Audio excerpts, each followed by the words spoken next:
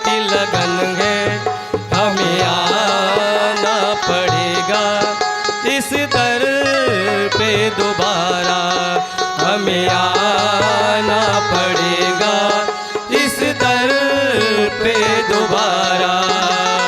कितना प्यारा तेरा द्वारा, यहीं गुजारूं जीवन सारा, तेरी दर्श की लगन है, हमें आना पड़ेगा इस दर पे दोबारा, हमें आना पड़ेगा इस दर पे दोबारा।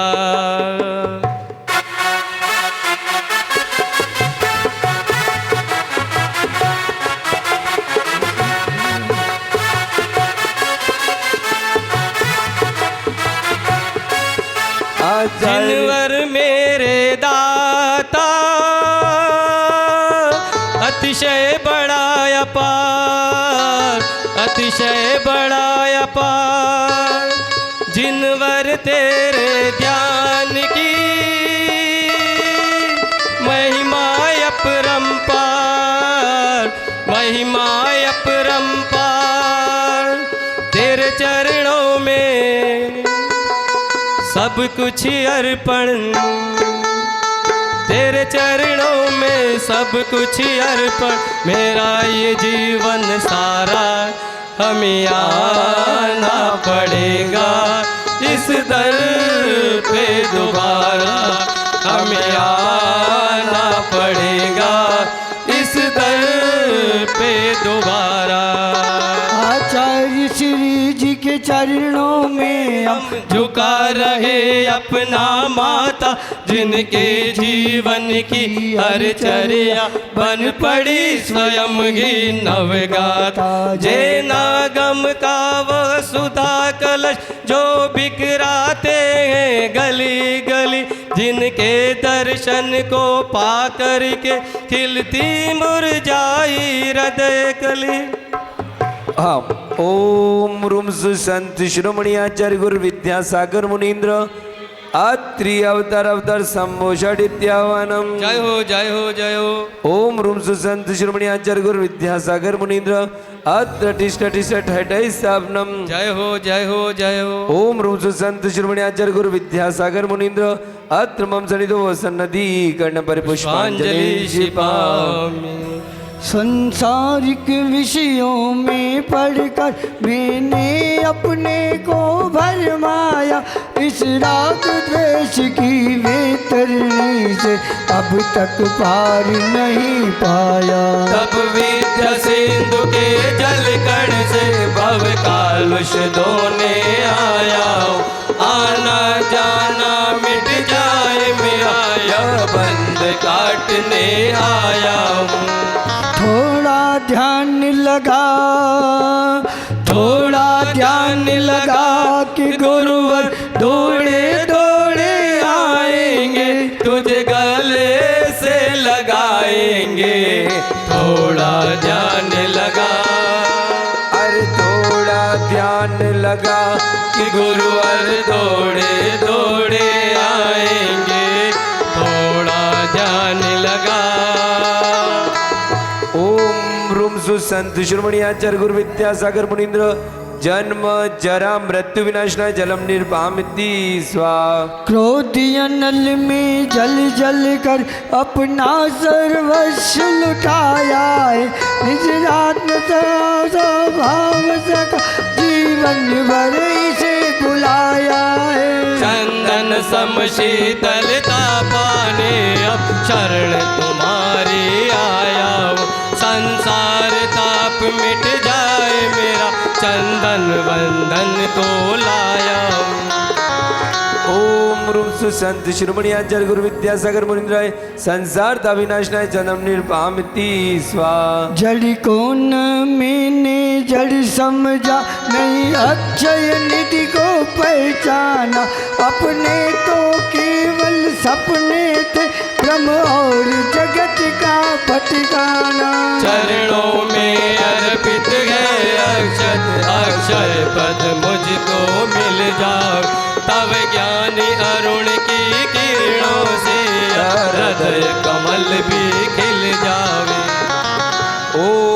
सुसंत शिरोमणी आचार्य गुरु विद्यासागर मुनिराय अखंड अक्षयपद प्राप्ति अक्षतानि निर्पामति स्वाहा। इन विषय भोग की मदिरा भी में बना सदा से मत वाला, तृष्णा को तृप्त करे जितनी उतनी बढ़ती इच्छा ज्वाला। मैं काम भाव विध्वंस के तुम सुमन चढ़ाने आया हूँ।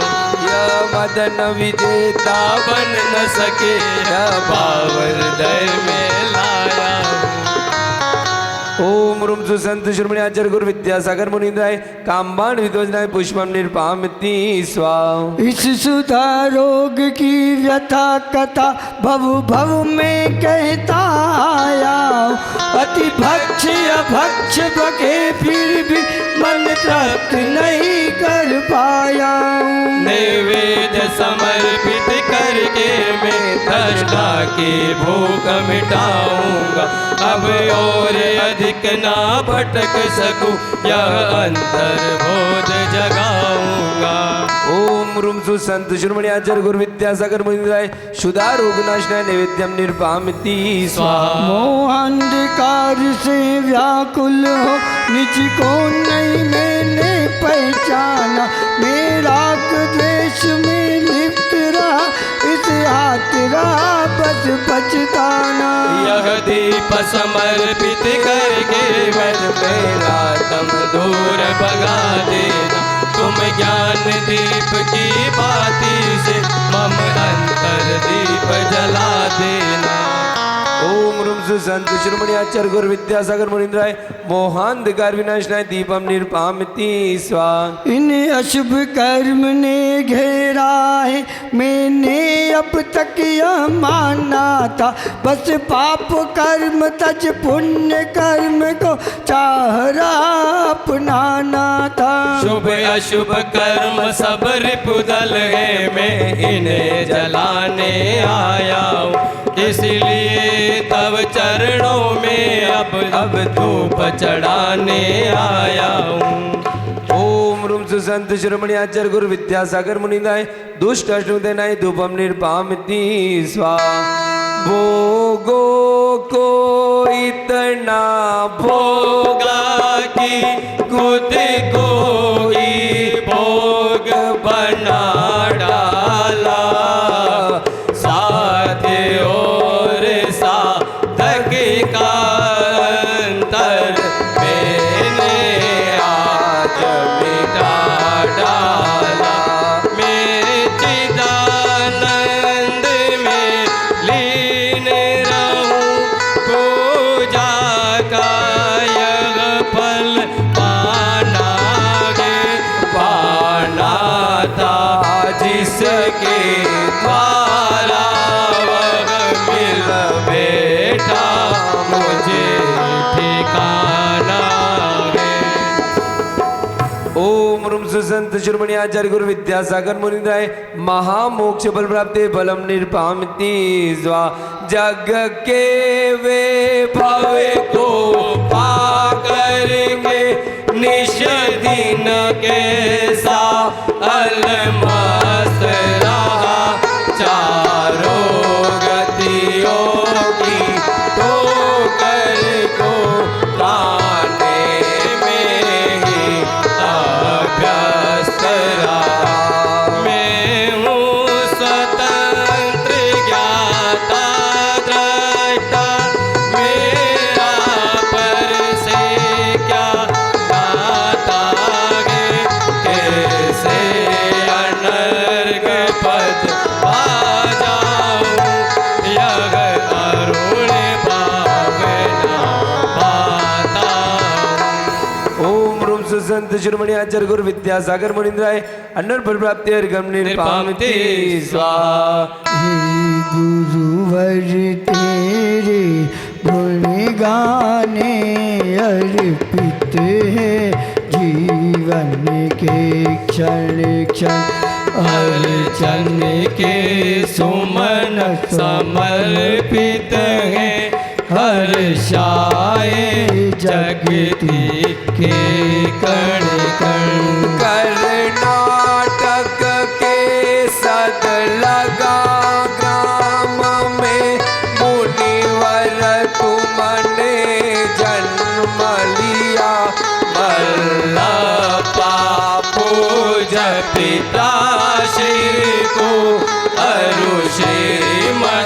को कृत कृत्य किया। बचपन के इस विद्याधर में विद्या के सागर उमड़ पड़े। मुनिराज देश भूषण से तुम व्रत ब्रह्मचर्य में निकल पड़े। आचार्य ज्ञान सागर ने सन 68 में मुनि पद दे डाला। अजमेर नगर में हुआ उदित मानो रवितम हरने वाला। परिवार तुम्हारा सबका सब जिन पथ पर चलने वाला गे। वह वेद ज्ञान की छेनी से गिर कर्म काटने वाला है। तुम स्वयं तीर्थ से पावन हो। तुम हो अपने में समय सार। तुम साधवाद के प्रस्तोता। वाणी वीणा के मधुर तार। तुम कुंद कुंद के कुंदन से कुंदन सा जग को कर देने तुम निकल पड़े। बस इसीलिए भटके अटकों को पथ देने। वह मंद मधुर मुस्कान सदा चेहरे पर बिखरी रहती है। वाणी कल्याणी है अनुपम करुणा के झरने झरते हैं। तुम में कैसा सम्मोहन है या है कोई जादू टोना। जो दर्श तुम्हारे कर जाता नहीं चाहे कभी बिलग होना। इस अल्प उम्र में भी तुमने साहित्य सृजन अति कर डाला। श्री जैन गीत गागर में तुमने मानो सागर भर डाला। शब्द नहीं गुण गाने को गाना भी मेरा अनजाना। स्वर ताल छंद में क्या जानू केवल भक्ति में रम जाना। भावों की निर्मल सरिता में अवगान करने आया हूँ। मेरा सारा दुख दर्द हरो यह अर्घ भेटने लाया हूँ। हे तपो मूर्ति गे आराधक। हे योगेश्वर गे महासंत गे। अरुण कामना देख सके युग युग तक आगा में बसंत। युग युग तक आगा में बसंत। ओम श्री संत श्रोमणी आचार्य भगवान विद्यासागर महामुनिराज सत्संग डूंगरगढ़ में विराजमान है। भगवान आपके श्री पावन चरणों में जय माला पुनर्गम महार्घम निरूपामिति स्वाहा। आचार जाय साध तन नगन रतन त्रय निधि अगाध संसार देय वैराग्यदार निर्वांछित पे शिव पद निहार गुण 36 8 20 भवतारण तरण जिहाज इस गुरु की महिमा वरने न जाय गुरु नाम जपो मन वचन काय गुरु नाम जपो मन वचन काय। ओम रूम सुसंत शिरोमणि आचार्य गुरु विद्यासागर मुनिराज के प्रभम प्रभाव शिष्य मुनि विमल सागर जी महाराज साक्षात यहाँ विराजमान है। हे भव्य हे महाराज जी, ऐसा आशीर्वाद प्रदान करो इस घाटुल वालों को, हम सब की सद्बुद्धि आ जाए और जितने भी बच्चे घर घर आराम से सोए हुए हैं उनकी माताएं उन पर कल्याण करें और अपने स्वयं का भी कल्याण करें। यदि हमें हमारा बुढ़ापा सुधारना है तो अभी बच्चों को वो संस्कार दोगे तो निश्चित उनका बुढ़ापा सुधरे, हमारा बुढ़ापा सुधरेगा। नहीं तो क्या होगा कि धीरे धीरे ये चतुर्मास के 2-2.5 महीने तो निकल गए और चतुर्मास भी समाप्त हो जाएगा। इतनी करुणामयी सरलता से अपने को महाराज जी के मुखारबिंद से हर चीज़ सुनने मिल रही है। रविवार में भावसागर जी महाराज भी बैठते हैं, इसलिए जितनी भी शिक्षिकाएं उनसे तो मेरा पूरा करबद्ध दोनों हाथ पैर और सब प्रकार से हाथ जोड़ता हुआ ये कहूँगा कि ठीक सुबह 7 बजे यहाँ ढूंढना नहीं पड़े, आप लोग बिल्कुल समय से आएँ और अपने बच्चों को शिक्षित करें। ऐसी भावना भाते हुए आपके चरणों में जल बढ़ा दी। अर्घम निर्वामिति स्वाहा। आज की नमोस्तु महाराज जी, नमोस्तु महाराज जी, नमोस्तु महाराज जी।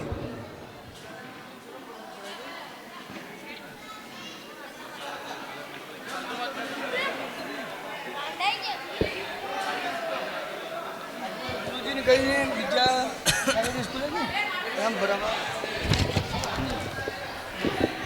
150 हो रहे हैं કેટલા ફાર્મ બીજું મંગાવી લીધું બાપ સાઈડ મારે ત્યાં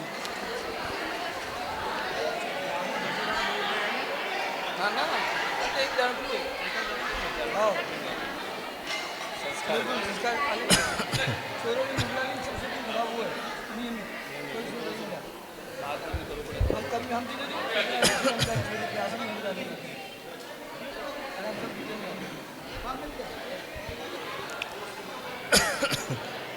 सभी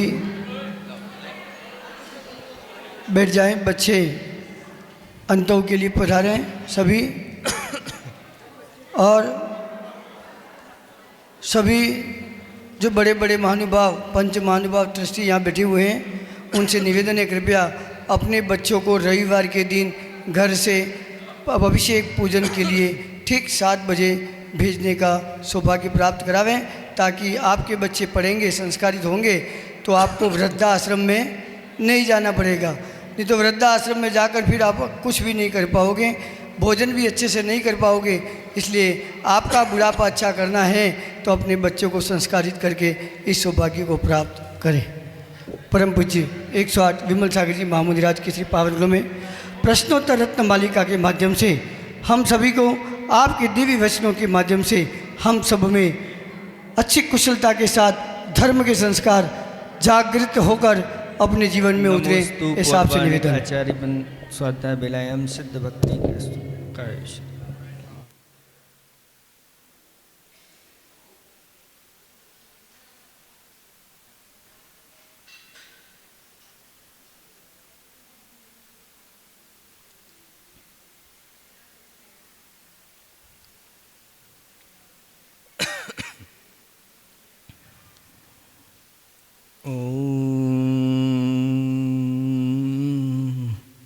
नमः सिद्धेभ्यः।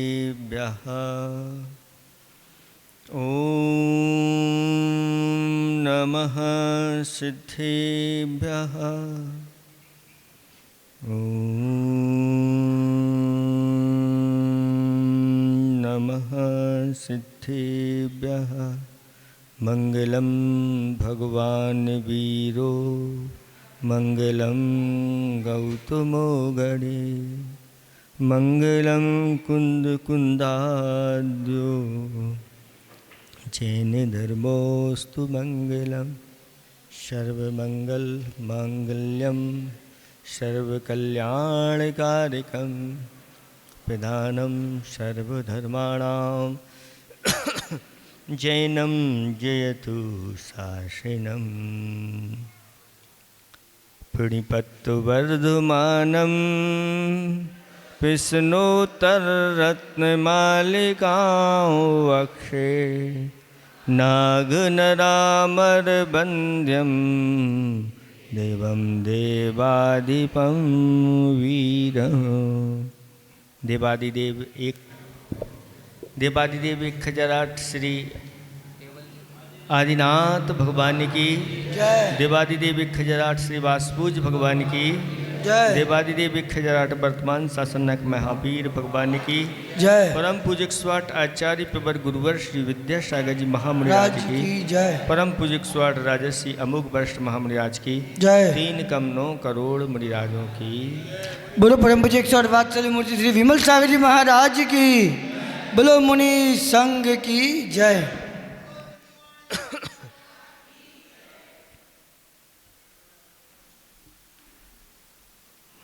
पाठ करेंगे।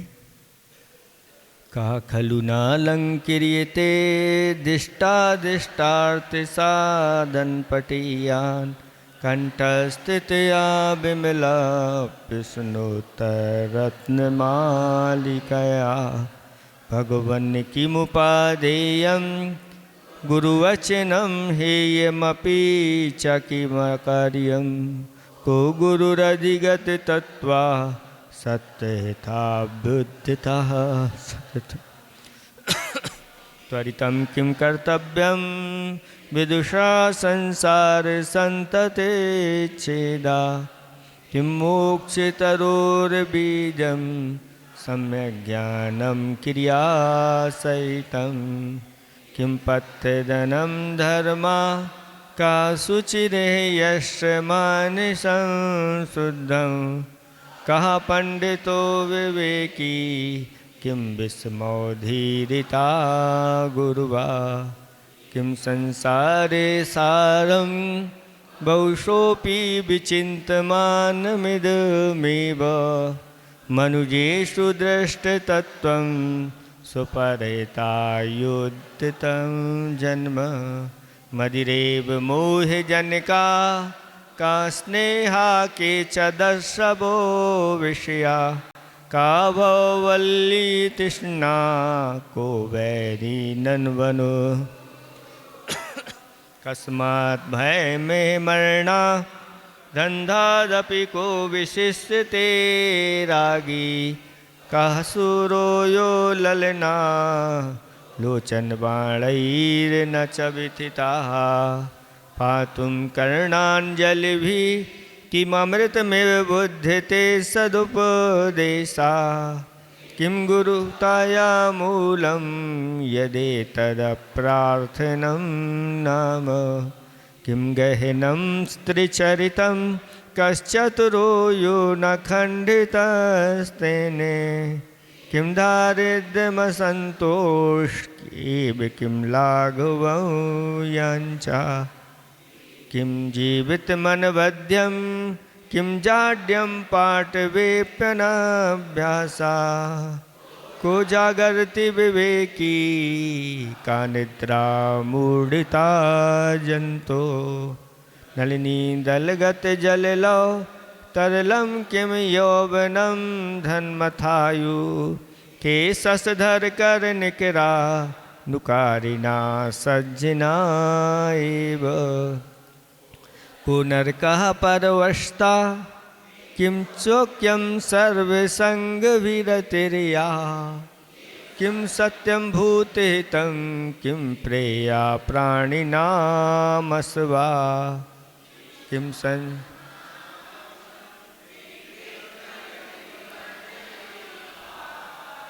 कुलङ्काराशीलं वाचां मण्डिनं सत्यं किमनर्थफलं मानसमसङ्गतं का सुखावहा मैत्री सर्वव्यसनविनाशे को दक्षा सर्वथा त्यागा। धर्मस्ते ही व बात पाओ। 15वें नंबर का श्लोक पूर्ण हो गया। इसमें 4 प्रश्न किए गए थे कि अनर्थ का फल क्या है। तो मानस यानी मन की आकुलता या मन की बेचैनी अनर्थ का फल है। और सुख का आवहा यानी स्रोत क्या है।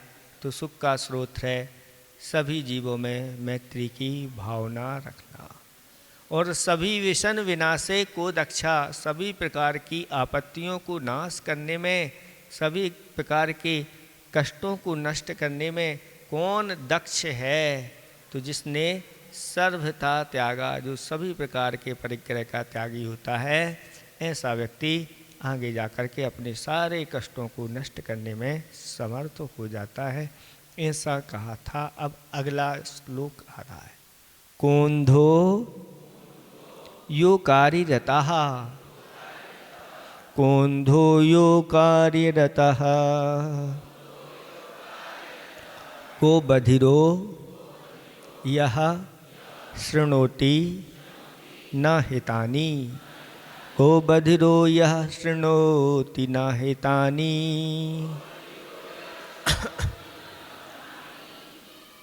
को मूको यह काले प्रियाणि वक्तुं न जानाति, प्रियाणि वक्तुं न जानाति। कोंधो यो कार्यरतः, को बधिरो यः शृणोति न हितानि, को मूको यः काले प्रियाणि वक्तुं न जानाति। पढ़ें एक साथ।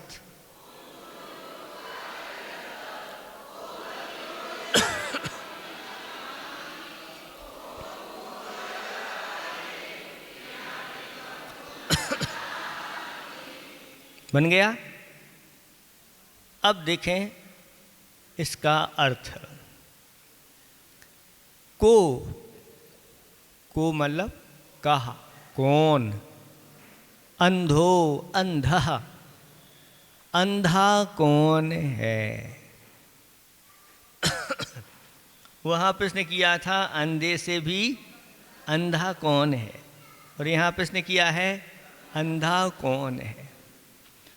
तो जिसकी आंखें नहीं हैं, जिसकी आंखें फूट गई हैं, जिसकी आंखों से दिखाई नहीं देता है। अब देखो इसका उत्तर दिया जा रहा है। यहाँ पर शारीरिक विकलांगता का नहीं किंतु नैतिक विकलांगता का यहाँ पर चित्रण किया गया है। और उत्तर दिया जा रहा है यो अकार्यरतः, जो अकारी में लगा हुआ है। आँख प्राप्त करके भी जो नहीं करने योग्य कार्य हैं, ऐसे उन अहित कार्यों में लगा। अहित के जो कार्य होते हैं, ऐसे कार्य जो इस लोक में भी उसका अपयश फैलाते हैं, इस लोक में भी अनेक प्रकार के उसके लिए दुख उठाने पड़ते हैं, और भविष्य में भी दुख की तो कोई सीमा नहीं रहती। ऐसे अनंत दुखों में दिलाल देने वाले ये अकारी होते हैं। इसलिए यहाँ पर कहा जा रहा है जो अकारी में लगा हुआ है वह वस्तुतः अंधा करे अकारी धंधा। वस्तुतः अंधा करे अकारी धंधा। धंधा जानते आप लोग? धंधा क्या धंधा करते हो ऐसा पूछते ना, व्यापार। तो वस्तुतः अंधा करे अकारी धंधा बुद्धि से मंदा। जो बुद्धि से मंद होते हैं वो ही ऐसे अकारी रूपी धंधे करते हैं और लग जाते हैं। इन अकारियों में सप्त विषण ऐसे विषण हैं जो सीधे नरकों की यात्रा करा देते हैं। कौन से वो सप्त विषण होते हैं? विषण का अर्थ है विअसन, विशिष्ट रूप से जिनका सेवन किया जाता है, मतलब जिनके बिना वह प्राणी रह नहीं पाता। खोटी ऐसी आदतें उसकी पड़ जाती हैं और वो खोटी आदतें बार बार उसी ओर ले जाती हैं। आँख होते हुए भी वह अंधा हो जाता है इन विषयों में। जुआ खेलन, मांस मद, वेश्यागमन, शिकार और चोरी पर रमणी रमण, सातों विषण निवार। ये हिंदी का दोहा है जिसमें सातों विष्णु के नाम आए हैं। सबसे पहले जुआ रखा गया है। कहा है किसी ने, ना खेलो जुआ ना फांदो कुआ। क्योंकि जो जुआ खेलते हैं जब पुलिस आती है तो कुआ को भी फांद करके वो भागते हैं। तो ना खेलो जुआ ना फांदो कुआ, ना लगाओ सट्टा और ना लगाओ कुल पर बट्टा। क्योंकि सट्टा खेलने से कुल के ऊपर बट्टा लग जाता है। तो ना लगाओ सट्टा और ना लगाओ कुल पे बट्टा, क्योंकि लोग कहेंगे उल्लू का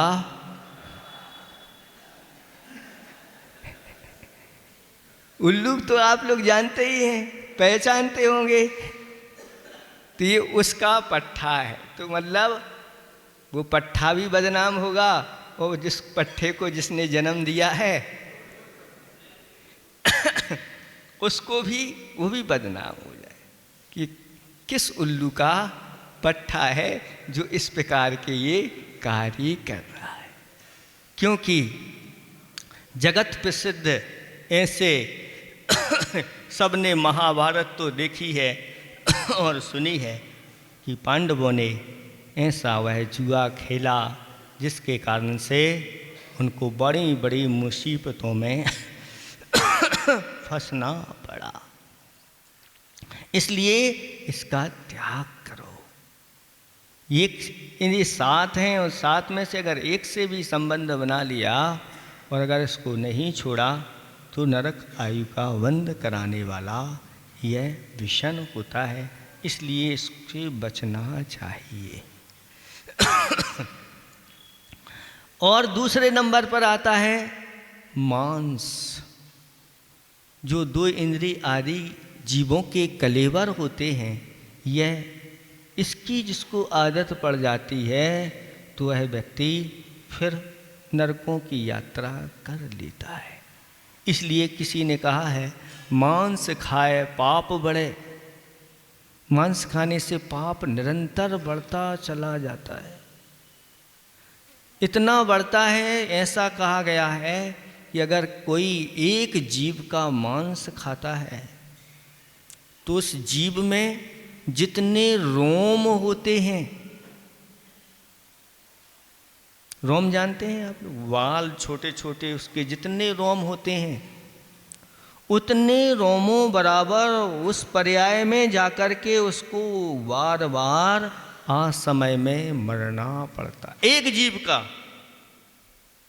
फिर अगर वह निरंतर जीवों का भक्षण करता है तो फिर तो वहाँ नरकों में ऐसी मार पड़ती है कि उनको पल पल में टुकड़े टुकड़े उनके हो जाते हैं और उन सारे कष्टों को उनको उठाना पड़ता है। इसलिए कहा है मांस खाए पाप बढ़े और घी खाए खोपड़ी। मांस खाते हैं तो क्या बढ़ता है? पाप। और अगर घी खाओगे तो अच्छी खोपड़ी बढ़ेगी, चलेगी, बुद्धि अच्छी चलेगी। मांस खाए पाप बढ़े, घी खाए खोपड़ी, और दूध पीकर चल पड़ी 100 वर्ष की डोकरी। दूध पीने वाली डोकरी जो है ना, उसको पकड़ना नहीं पड़ता, और 100 वर्ष की डोकरी भी चली जाती है। और इधर मांस खाने वाले असमय में मृत्यु के शिकार हो जाते हैं, अनेक रोगों के घर बन जाते हैं। और यहाँ तक कि कहा गया है कि जो पशु मर जाते हैं उनका शरीर मुर्दा का रूप हुआ करता है। और ऐसे मुर्दे को तो कहाँ लिया जाया जाता है? स्मशान आदि में ले जाया जाता है। और अगर उसको अपने पेट में रख लिया तो पेट ही स्मशान हो जाता है। फिर अगर ऐसे उस शरीर में ऐसे चीज़ें चली गई तो फिर वहाँ पवित्रता की कोई निशानी नहीं होती, ऐसी स्थिति हो जाती है। और किसी वह पशु जो भी होता है, पक्षी आदि वह किसी माँ का लाल होता है, उस माँ के लाल को और आप अगर हलाल कर रहे हो तो बता दिया, शास्त्रों में ऐसा वर्णन आया है, इसलिए बचना चाहिए। मांस खाने का लोलपी एक राजा, जिसको बक राजा कहते हैं, वह बक राजा मर करके नरकों में चला गया। इसलिए इससे बचना चाहिए। और ऐसी वस्तुएं जिन वस्तुओं में डली हुई हैं, इनडायरेक्ट आज बहुत सारी चीज़ें मिल कर के आ रही हैं।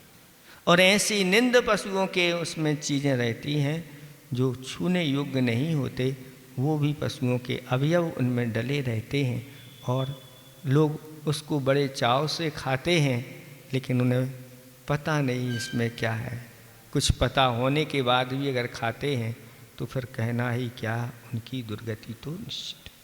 फिर इसके बाद तीसरे नंबर का विषय होता है शराब। शराब क्या है? ये सड़ा आव अब यानी पानी होता है, सड़ा हुआ पानी, उसको बोलते हैं शराब। आप पानी को तो फिल्टर करके पी रहे हो, हैं?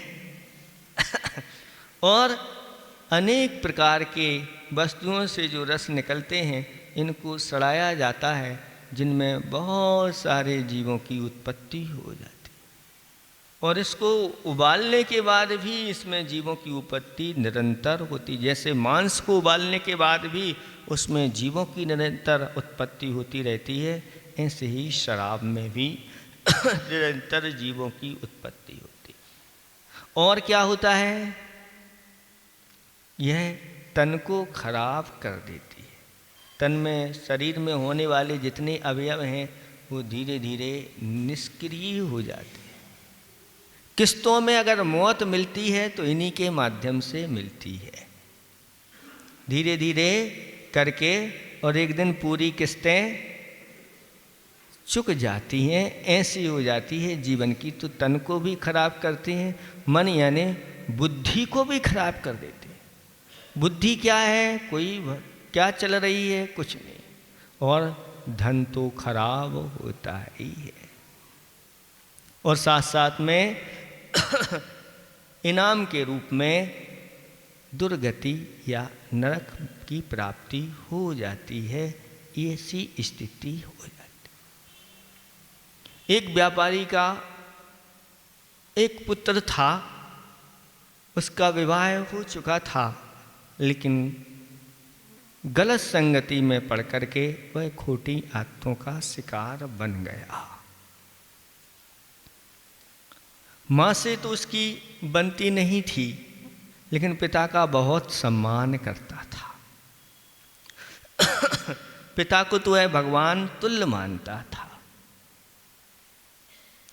इन 3 चीज़ों का वह शिकार हो गया। पिताजी सब देख रहे हैं, लेकिन इधर पर उन्होंने पत्थर रख लिया और आँखों पर पट्टी बांध ली।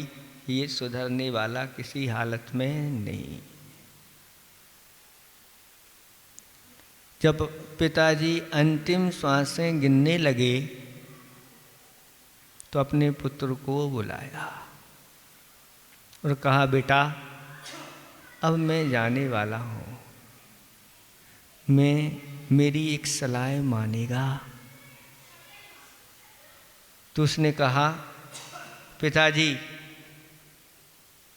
आपको तो पता है मैं शराब पीता हूँ और आप कहोगे शराब छोड़ दो, अगर मैं छोड़ भी दूंगा तो फिर पुनः,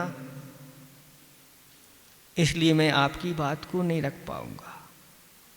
और आपको तो पता ही है मैं जुआ खेलता हूँ, आप कहोगे तो वो भी मैं छोड़ नहीं पाऊंगा। आपको सब पता है कि मैं वेश्याओं के पास जाता हूँ, लेकिन वो भी मैं छोड़ नहीं पाऊंगा। इनके अलावा आप जो भी कहोगे मुझे सब स्वीकार है, आपकी उन बातों को मैं अक्षरशः पालन करूंगा। तो पिताजी ने कहा, बेटा मैं इन 3 चीज़ों को नहीं छूऊंगा। अब सुनो, बता रहे हैं आपके लिए। पिताजी देखो बहुत समझदार थे। उन्होंने कहा कि बेटा तू कितनी शराब पीता है? मैं 1 बाटल पीता हूँ। तो पिताजी ने कहा, बेटा कल से 1.25 पी। क्या? 1.25? लेकिन कितने बजे पीने जाता है? सुबह सुबह उठ करके चला जाता है। तो अब सुबह सुबह नहीं जाना, 12 बजे जाना। वह कहता है, पिताजी आपकी बात में अक्षरशः पालन करूंगा, क्योंकि आपने 1 नहीं 1.25 कहा है, बस समय तो टालना है, टाल करके मैं 12। ठीक, स्वीकार कर लिया। दूसरी बात, तू जुआ खेलता है, अब मैं तो जाने वाला हूँ, सारी संपत्ति तेरी है और ये चाबी भी तुम्हारे लिए सौंप के जा रहा हूँ। अब बस इतना करना कि जो रकम निकालो जुआ खेलने के लिए, वो उसके नाम से एक बही खाता बना करके रखना, और कितना लिया और कितना जमा किया वापस, इसका पूरा हिसाब किताब रखना। ठीक पिताजी, ये भी मुझे स्वीकार है। और वेश्या के यहाँ कितने बजे जाता है? वह कहता है, मैं 8 बजे जाता हूँ रात्रि। तो अब 8 बजे नहीं जाना, अंतिम पहर में 4 बजे जाना। बस तुम्हारे लिए कोई चीज़ के लिए मना नहीं। वह कहता है, ठीक है पिताजी, मैं आपकी बात मानूंगा। और पिताजी चल बसे।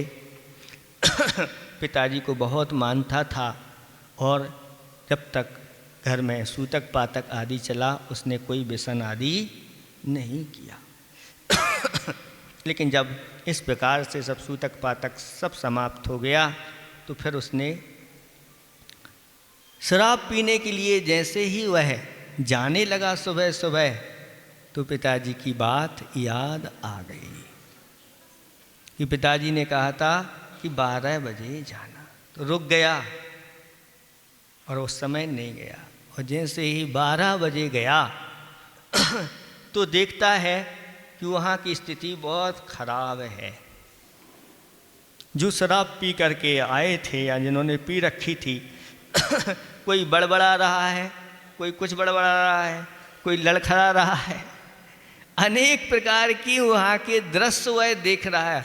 और यहाँ तक कि देखा कि एक व्यक्ति तो वहाँ नाली पर पड़ा हुआ है और एक कुत्ता आकर के उसके मुख पर, और फिर भी उसके मुख से निकल रहा है मधुरम मधुरम। एक पैर धरनी धरे, एक धरे आकाश, ऊपर से वर्षा हो रही। और इस प्रकार से ऐसे ऐसे दृश्यों को उसने देखा, तो उन सब दृश्यों को देख करके उसको घृणा हो गई। ऐसी घृणा हुई कि वह काउंटर पर जैसे ही पहुंचा और काउंटर वाले ने कहा स्वागतम, तो उसने कहा अब कोई स्वागतम नहीं, अब मुझे सब समझ में आ गया है और अब मैं शराब का पान नहीं करूँगा और वापस लौट करके घर चला। ऐसी दशा हो जाती है। ये तो अभी की दशा है, तात्कालिक दशा है, लेकिन भविष्य की दशा के बारे में तो आचार्य भगवंतों ने कहा कि नरकों में नारकी एक दूसरे नारकी के लिए, और वह तांबे का जो पिघला हुआ रस होता है उस रस को उसके मुख में डाल करके पिलाते हैं, पिघले हुए गरम गरम रस को। ऐसी वहाँ की दशा हो जाती है। तो ये शराब आदि, ये शराब है और इसका परिवार भी बहुत बड़ा है। शराब का परिवार बहुत खराब है ना, अच्छा परिवार नहीं है। वो भी सब छोड़ना चाहिए। लोग शराब तो नहीं पीते, लेकिन तंबाकू और गुटखा की आदत तो ऐसी पड़ जाती है कि वह गुटखा छूटता नहीं, और उस पर स्पष्ट लिखा हुआ है कि इसके द्वारा कैंसर होता है। और फिर उसको देखकर ही लोग कैंसर होता है, इसको नहीं खाना, ये स्वास्थ्य के लिए हानिकारक है और मौत भी बहुत जल्दी आ जाती है। और फिर भी उसको देख कर के लोग खा रहे हैं, तो इससे बड़ा और कौन सा आश्चर्य आपको देखना है, हैं? मिला मिला करके और आंख बंद करके खाते हैं, और उसमें देखना भी नहीं इसमें क्या है, और मुख खोला, आंख बंद की और हो गया काम। कहाँ पर क्या कौन सी वस्तुएं ऐसी मिलाई जा रही हैं जिसका व्यक्ति वह आदी हो जाता है। ऐसे व्यक्ति खाने, ऐसे नशा करने वाले व्यक्ति जो हैं वह पवित्र नहीं माने जाते। ऐसे लोग आहार देने के योग्य नहीं, ऐसे लोग पूजा करने के योग्य नहीं। दूर से ही उनको अर्घ्य चढ़वाना चाहिए, पास में नहीं। भगवान का स्पर्श नहीं करना चाहिए। सप्त व्यसन के सेवन करने वालों को भगवान का स्पर्श नहीं। शास्त्रों में लिखा है जो सप्त व्यसन का, कोई इन सप्त व्यसन में एक भी व्यसन सेवन करता है और अगर मान लो वह इस प्रकार से धार्मिक अनुष्ठान आदि करता भी है, तो कहते हैं उसको कुफल मिलता है, कुभोग भूमि में जाकर के वह उत्पन्न होता है। क्योंकि मायाचारी के माध्यम से इस प्रकार का धर्म आदि करते हैं तो इस प्रकार के फल देखे जाते हैं। इसलिए सब लिस्ट बनी हुई है कि कौन पूजा करने के अधिकारी हैं, कौन भगवान को छूने के अधिकारी। सुन रहे हैं आप लोग? अब ऐसा समय आने वाला है जब आपके मूल नायक और महान वेदी पर जाने वाले हैं, और जिस दिन जाएंगे उस दिन बिना बुलाए सब किसी को बुलाना नहीं पड़ेगा। ये सब तम्बाकू खाने वाले जो भी होंगे वो सब आ जाएंगे। हम भी हाथ लगाना चाह रहे हैं, हम भी हाथ लगाना चाह रहे हैं। हाथ लगाने का अधिकारी वही होगा जो संकल्प पूर्वक वासुपूज भगवान के सामने सप्त व्यसन का त्यागी होगा। उसके लिए ही हाथ लगाने का मौका मिलेगा, नहीं तो नहीं। अब नंबर आ गया वेश्या के यहाँ जाने का। तो 8 बजे वह जैसे ही जाने को तैयार हुआ, सज धज करके और घर से पैर बढ़ाया और पिताजी की बात याद आ गई। तो पिताजी ने कहा था अभी नहीं जाना, रात्रि के अंतिम पहर 4 बजे। तब वह रुक गया, और जब रुक गया तो उसकी पत्नी ने देखा कि आज क्या हो गया, और उसके अंदर बहुत प्रसन्नता हुई। अभी तो ये निकल जाते थे और 4 बजे रात्रि में लौट करके आते थे, लेकिन अब तो उसको बड़ी प्रसन्नता हुई और उसने अच्छी तरह से उनका स्वागत सत्कार किया।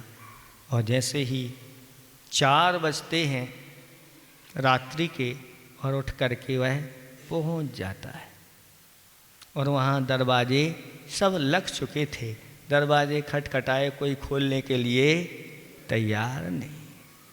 फिर भी उसने दरवाजे खोल दिए, और दरवाजे खोले, और जैसे ही उस वेश्या के ऊपर दृष्टि पड़ी और देख करके वह आश्चर्यचकित हो गया और आश्चर्यचकित होकर के कि ये स्थिति इसकी है, ऐसी विभत्स दशा है और मैं कैसा बुद्धू बन गया। उस समय तो जब मैं आता था तो यह श्रृंगार के साथ अनेक प्रकार के हाव भाव के साथ रहती थी, तो मैं समझता था कि ये तो विश्व सुंदरी है।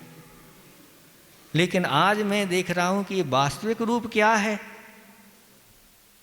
उसको उसी समय घृणा हो गई और तुरंत वहाँ से लौट करके आया और कहता है आज से मैं इस खोटे कार्य को नहीं करूँगा।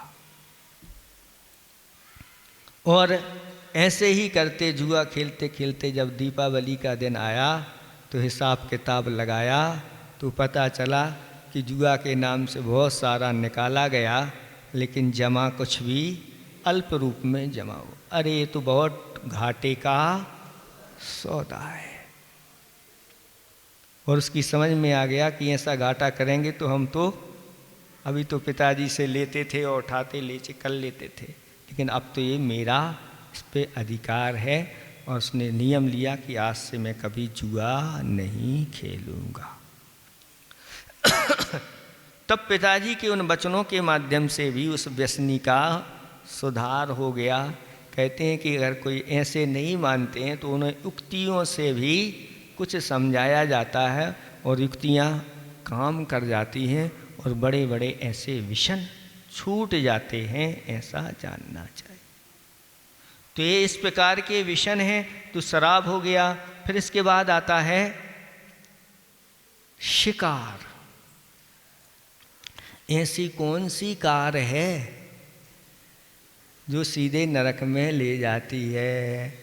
नरक में ही उसका रास्ता जाता है, हैं? शिकार है। कौन सी कार है? शिकार। ऐसी इस कार में जो बैठ गया वह एक चक्रवर्ती ऐसी ही कार में बैठा था। उसका नाम क्या था? ब्रह्मदत्त चक्रवर्ती शिकार में प्रसिद्ध था और शिकार की आदत उसकी पड़ गई और जाकर के 7वें नरक में जाके उत्पन्न हुआ। तो इस शिकार को छोड़ देना चाहिए। एक दीवान अमरचंद जी का नाम तो सबने सुना होगा। और वह अपने राजा के साथ, राजा उनको ले जाते हैं। वो तो बहुत दया करुणा के मसीहा, उनके अंदर इतनी दया करना, वो कभी इस प्रकार के कार्यों में नहीं जाते, लेकिन फिर भी किसी वजह से राजा के साथ उनको जाना पड़ा। और राजा के साथ राजा जब शिकार करने के लिए तैयार हुआ और धनुष पर बाण चढ़ाए और बहुत हिरणों का समूह झुंड था वहाँ पर, तो सारे के सारे हिरण भागने लग गए। तब दीवान अमरचंद जी ने अंदर की करुणा की आवाज मुख से निकाली और कहा, हे अनाथ हिरणों, रुक जाओ, कहाँ जा रहे हो? जब रक्षक ही भक्षक बन गया है तो कहाँ जाओगे बच करके? इतना कहा नहीं कि सारे के सारे हिरण खड़े हो गए। राजा भी आश्चर्यचकित हो गया कि मैं तो बाण चलाता और ये भागते हैं, और इनकी एक आवाज़ सुन करके और ये खड़े हो गए। और जो इन्होंने कहा वो शब्द मेरे कान में भी पहुंच गए और वो हृदय तक पहुंच गए कि रक्षक ही जब भक्षक बन गया है। राजा वही होता है जो अपनी प्रजा का अच्छी तरह से ध्यान रखता है, और उसकी प्रजा सिर्फ मनुष्य ही नहीं होते, पशु पक्षी भी होते हैं। और अगर पशु पक्षियों की रक्षा राजा करता है तो वह पशु पक्षी उस राजा को दुआएं देते हैं। जिसके माध्यम से वह राजा फलता फूलता है, उसका राज्य अच्छी तरह से समृद्ध होता है। हमने आपको सुनाया था पूज्य शांति सागर जी महाराज का, जब वह अपने गृहस्थ घर में थे, उस समय ज्वार की खेती होती थी और आसपास बहुत सारे खेत हैं, उनका भी खेत था। और यह उस खेत पर जाते थे। घर के लोग किस लिए भेजते थे कि जाओ उस खेत पर जा कर के ज्वार की रक्षा करना। बहुत सारे हरिया आते हैं। हरिया जानते हैं आप लोग? हरिया किसे कहते हैं? हरिया, तोता, मिट्ठू, पैरट। हरिया जो हरा होता है वो हरिया। तो इसको तोता भी बोलते हैं। तो तोते आकर के बहुत सारे झुंड के झुंड में आकर के और वह ज्वार के भुट्टों को चुगते हैं। ऐसी कथा भी आती है शास्त्रों में कि एक राजा का खेत था, उसमें एक तोता, वह तोता जो राजा का खेत था उसमें बहुत बेशकीमती अच्छे साली आदि धान उसमें वो लगे हुए थे, तो वह उनकी बालों को तोड़ तोड़ करके वह ले जाता था और अपनी तोती को उससे मिल करके वो दोनों उसका सेवन करते थे। और जब वह खाली हो गया एक हिस्सा, तो राजा की दृष्टि पड़ी कि ये हिस्सा कैसे खाली हो गया। पता चला कि एक तोता है, वो मानता नहीं, भगाने के बाद भी वह नहीं मानता। राजा ने कहा जैसे भी हो उस तोते को तो पकड़ के लाओ। और वह तोता पकड़ा गया। जब तोता पकड़ा गया तो उसकी जो तोती थी वह आकर के राजा के चरणों में आके और अपने तोते की जीवन की भीख मांगने लग गई। फिर उसकी बहुत बड़ी कहानी है, अभी नहीं सुनाते हैं। और वह जब भीख मांगती है और फिर राजा को सारी स्थिति पता चलती है और फिर वह तोती भी अपना सब घटना सुना देती है आदि आदि करके। और उस समय उस तोते की भाषा को समझने वाले लोग थे, वो सब समझ लेते हैं। और तोती ये कहती है कि देखो राजन, कि स्त्रियों के लिए ये पुरुष क्या क्या नहीं करते, और इस तोते ने मेरे लिए ही ये सब कुछ किया है। और राजा से कुछ ऐसी संबंधित घटना थी, वो सुना देते हैं तो राजा को भी समझ में आ जाता है। और राजा प्रसन्न होकर के तोता तोती को छोड़ देते हैं और कहते हैं आज से पूरा खेत उन दोनों के लिए। और उन दोनों तोता तोती ने मिलकर के जो धान की मंजरी थी उन मंजरियों को तोड़ तोड़ करके और भगवान के सामने जाकर के चढ़ा जाते, रख जाते।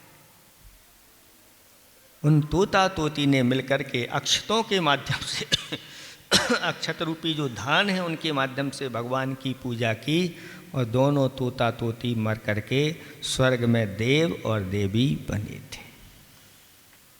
ऐसी भी कथाएं शास्त्रों में मिलती हैं। तो यहाँ पर बताया जा रहा है कि अमरचंद जी, दीवान अमरचंद ने कहा, और घटना चल रही थी शांति सागर जी महाराज की, कि शांति सागर जी महाराज जाते थे तो वहाँ पर आसपास जो खेत में हरिया तोता आदि बैठने के लिए, तो सारे के सारे आप क्या करते रहते, हरिया उड़ाते रहते थे, आवाज़ करते रहते थे, सब उड़ाते रहते। और शांति सागर जी महाराज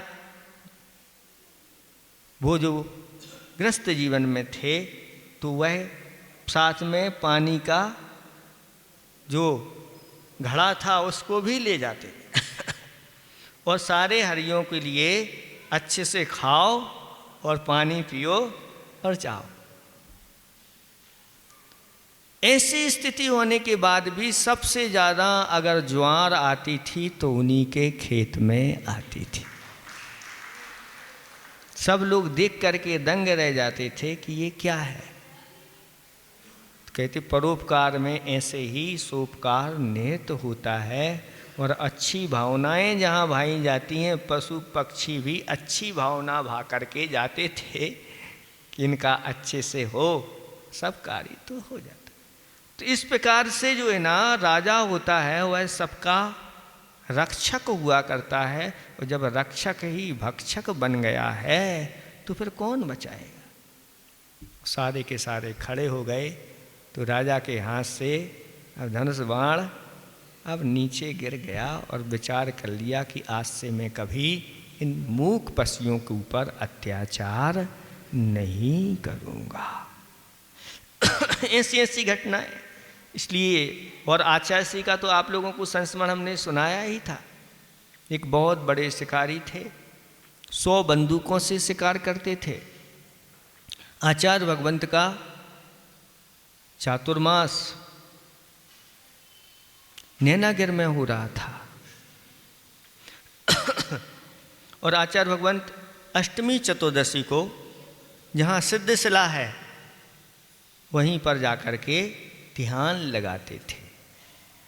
जंगल में जाकर के 1-1.5 किलोमीटर अंदर सिद्धशिला, वहाँ पर नदी आदि है, वहाँ पर जाकर तो आचार्य भगवान ध्यान में बैठे हुए थे और इधर से वह जो 100 बंदूकों के माध्यम से शिकार करने वाला है वह शिकार करता हुआ एक हिरण का पीछा करता हुआ चला आ रहा था और हिरण भाग करके आया और देखा कि यहाँ तो आचार्य भगवंत बैठे हुए हैं, हाथ पर हाथ रख कर के बैठे हुए हैं और इन संत की शरण में मुझे पहुँचना चाहिए। और वह जाकर के आचार्य भगवंत के पीछे जाके खड़ा हो गया। उधर से वह शिकारी भी पहुंच गया और उस शिकारी ने जब इस दृश्य को देखा तो वह देख करके ही विस्मित हो गया कि इन पशुओं के पास भी इतनी बुद्धि है कि मेरी रक्षा कहाँ होगी। और ऐसे आचार्य भगवंत को देख करके ऐसे महान तपस्वी, ऐसी युवा अवस्था में भी ऐसा घोर तप, ध्यान में लीन है, शरीर के ऊपर कोई वस्त्र नहीं है, कुछ भी नहीं। अष्टमी चतुर्दशी को उपवास के बाद ध्यान में बैठ जाते हैं ऐसा। तब उस खड़ा खड़ा विचार करता रहा और सोचता रहा और अंदर से उसकी आत्मा धिक्कारने लगी, कहाँ तो ये ऐसे महामुनि जो जीवों की रक्षा के लिए नीचे पैर रखते हैं तो देख करके रखते हैं, और कहाँ मैं ऐसे पशुओं को, मूक पशुओं को सता रहा हूँ। मुझसे बड़ा पापी और कौन होगा। अपने आप को धिक्कारने लगा और उसने उसी समय बंदूक को फेंक दिया और कहा कि आज से मैं शिकार नहीं करूँगा, और चला गया। आचार्य भगवान ध्यान में लीन है, ये दृश्य है और ये सब कुछ आचार्य भगवान को भी इस सब चीज़ का पता नहीं। और जब बार बार उधर आचार्य भगवंत के प्रवचन सुनने के लिए जाने लगा वह व्यक्ति, तो पूछ लिया कि भाई इधर कैसे। तो फिर सब उन्होंने उन मैनेजर को सारी घटना बताई। तब उन मैनेजर ने उस संस्मरण को लिखा और हम लोग जब वहाँ पहुँचे तो उसको बताया कि देखो आचार्य, तो प्रत्येक व्यक्ति जीना चाह रहा है और मनोरंजन के लिए अगर हम जीवों को मारते हैं तो जिस समय हम इन जीवों को मार रहे हैं या मारने के भाव कर रहे हैं, भाव भी कर रहे हैं, क्योंकि संकल्पी हिंसा भी अपने यहाँ हिंसा मानी जाती है। और आटे का मुर्गा बनाया था, उस मुर्गे को मारा तो भाव भाव में अनेक दुखों को उठाया। फिर जो मोबाइल पर अनेक जीवों को मारते रहते हैं गेम्स के माध्यम से, आपके बच्चे बच्चियां पता लगाओ कहीं ऐसी वह मोबाइल में गेम्स तो नहीं खेल रहे हैं, जिनके माध्यम से जीवों को मारा जाता है। और तो और यहाँ मनुष्यों को भी ऐसे गेम्स तैयार कर दिए जाते हैं, मारो, जब तक पूरे को नहीं मारोगे तब तक जीत तुम्हारी नहीं होगी। इस प्रकार की वह शिकार ही ऐसा ही है। आज जंगल में जाने की, इसलिए आप लोगों से कह रहे आज कहीं जाने की कोई आवश्यकता नहीं, आप घर में है ना, सारे मोबाइल में सभी प्रकार के विषन हो, आपको क्या चाहिए यहीं से आप सब चीज़ मंगा सकते हैं, बैठे बैठे सब चीज़ें। बहुत खतरा है, इस खतरे से जो बच जाए वही समझदार है। ऐसा ही शिकार भी एक विषन है, ये क्या है, आकार ही है, इसको छोड़ना चाहिए। और चोरी भी एक विषन है, उस चोरी के माध्यम से लत अगर लग जाती है तो कहते हैं उच्च कुल में भी जन्म लेकर के और चोरी का कार्य कर रहा है। कौन? अंजन चोर। ऐसे भी कई जगह ऐसे नगरों में हम गए जहाँ चतुर्मास आदि हुआ, लोगों ने बताया महाराज यहाँ के तो बाप बेटा दोनों चोर हैं। अब हाँ उच्च कुल में, हाँ उच्च कुल में जन्म लिया।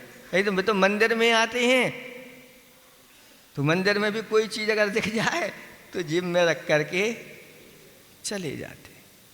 उनकी लत ऐसी लग रही, वो तो वो चीज़ उन्होंने देखी, वो मंदिर को महाराज के पास आए, वो महाराज पे दर्शन करते करते और वहाँ पेन पेंसिल लगी हुई वही उठा लें, छोटी मोटी सब, क्योंकि उनकी ऐसी आदत पड़ गई है।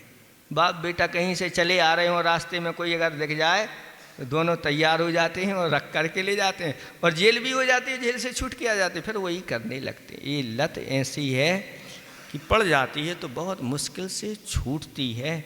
इसलिए सत्य घोष के बारे में तो शास्त्रों में वर्णन आता है कि वह व्यक्ति अपनी कुछ धरोहर रख करके गया, और सत्य घोष है तो हमेशा सत्य बोलता है, ये तो इसके यहाँ कहीं मेरा माल जाएगा नहीं।